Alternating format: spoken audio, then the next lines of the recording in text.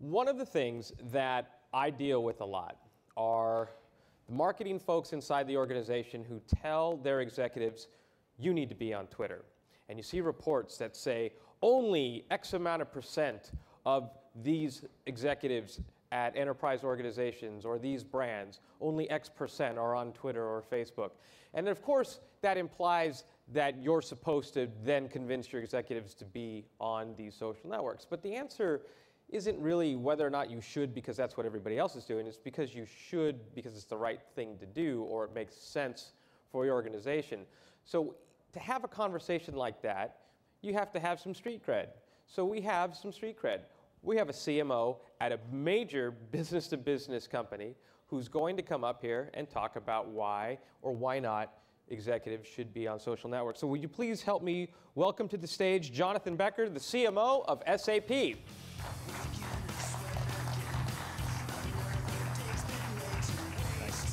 Jonathan, have a seat. I better create my Twitter account real quick. Yeah, in fact, I just realized that we're the, are we the only two guys with suits and ties? Ooh, we might be. All right, well, we had to represent B2B, right? Exactly. All right, well, not only do you have a Twitter account, but you're also known as the social CMO. I gotta imagine that a tweeting CMO at a company like SAP, I don't know, was that something that you felt compelled to do, you were talked into? I mean, what's the story behind that? Yeah, so maybe I should start by apologizing to Ted Rubin and Ken Huffman and a bunch of other people that are in an informal network called the social CMO, because I might be infringing on their copyright or trademark or something. So it is true, a lot of people call me that. And I guess what you're asking me is it nature or nurture? Right. And in my case, I think it's nature. I'm kind of an outgoing guy. When I first moved to California more than a decade ago, one of the first things I did was create an opt-in email, which is, here are all the ways that California is not like the East Coast. I've been blogging for more years than I can remember. My blog is called Manage by Walking Around, and it's all about how do you scale management techniques, of which social is a really good way of doing it. But I think the seminal event for me anyway was before I got to this big company, to SAP, I was actually running a small startup, and we were trying to reach non-IT audiences. And one of the things we realized is we couldn't afford to actually have those rooms where you get feedback on your product, what you like and what you don't like. Right. And so we put that in the product itself. Click here to connect directly to the developer to say what you don't or don't like about the product. And that just made us a social company. It became how we communicated internally, it became how we communicated with analysts, it became how we communicated with our customers. Right. So I guess I was born this way. Well, certainly a lot of CEOs of companies are told to get on social networking because it's image-wise, it's the thing to do. Yep. One comes to mind right now. I think he tweeted once and sort of vanished. Indeed. That red guy, right? Yeah, right. Yeah, exactly. So I don't think your audience knows your joke, though. No, but it's all right. Maybe it'll make sense. Maybe they need somebody to... No, since this is live streamed and he's quite a powerful individual, I'm just going to let it drop there. He sails a lot if you need a hint. All right, go ahead, sorry. Now somebody got it. Right. There you go. All right. Moving on on that one. What's that scenario look like? I mean, that's got to look worse than it helps the organization. So it's interesting. People always say, should executives be on social media or not? And I think it's a nuanced answer. It's kind of like, should executives be on email? And I know your reaction when you hear that is, of course executives be on email, but the dirty secret that many of you may know is there's a high fraction of executives that don't actually read their own email. They have people scan them, they have the people print them out, they have people prepare response. So being on social media doesn't mean you necessarily have to blog yourself or you necessarily have to tweet yourself, but you do definitely have to understand what social media is doing to your business. Right. And so the way I tend to frame the question is, you need to become a social enterprise, social organizational, social department, whatever, and almost every executive does a town hall, does an all-hands meeting. Why not make that social? One of the things that we do that's worked really well is during those all-hand meetings, we have the equivalent of an internal Twitter stream where all the employees can ask questions. And just like social media, some of those questions are answered live by me or some other executive, but the vast majority of them are answered by other employees. So you can take something that doesn't seem like it's social and make it social. Right. Coming back to your question, if you're going to get on social media and you're an executive, please do not hire a ghost blogger. Please don't have somebody ghost tweet. And too many people are starting to do that because they've seen all the mocking articles of your executive isn't on social media. Right, So right. they get the PR department or the marketing department, that's worse than not being on. Yeah, well, actually, that's a really good point because I know quite a few individuals who famously write for people that are well known in Are the you going to name names? circles. Because you might get a scoop and an exclusive for somebody in the audience. I am not, but I'm always sort of torn on that. I mean, I understand in one sense that it's just sort of how it's always worked, right? Those quotes that executives say in press releases were never really their quotes in the first place. So tweeting seems natural if you're going to ghost it, but it isn't. It almost, especially with all the talk of trust and transparency, I mean, that just seems counterintuitive, yet it's kind of the way marketing has always worked inside the organization.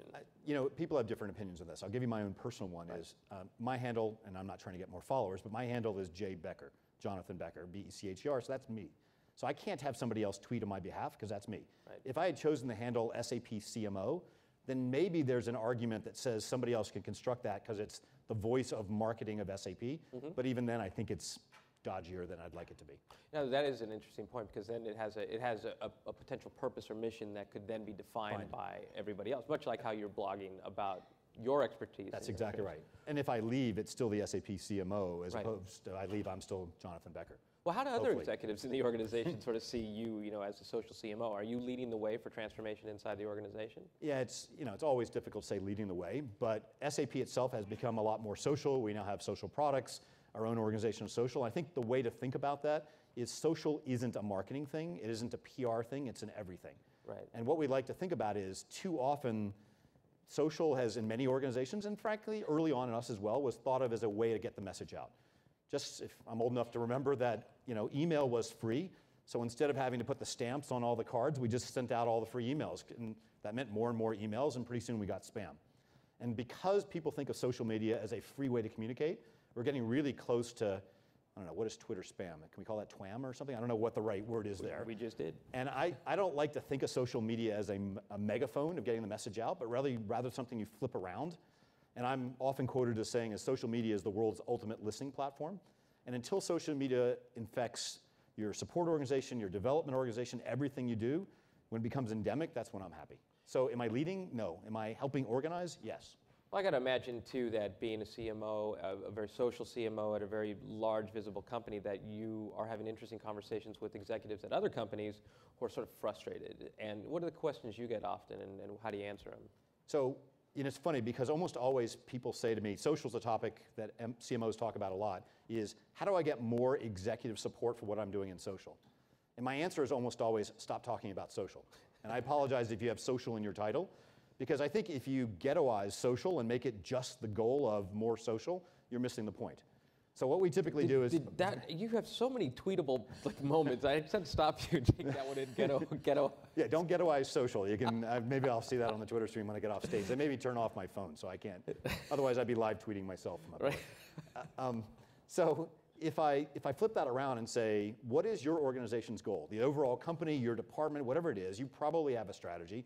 As part of your strategy of a certain number of objectives, ask yourself, how does social allow you to support those objectives? Is it better customer support? Is it increase the top line? Is it improve the I don't know, whatever that is, attach your social priorities to whatever your department or your organization objectives, and then everybody will love social. But if you just run around saying, give me more budget for social, you're not likely to be successful. What was that one line that you said that You're going to make me repeat something I said? I can't do that. It's about everything. It is about everything. So what was that line one more time? So I said social is not about PR, it's not about marketing, it's not just even about listening and making support better or development. It's infusing social in everything you do.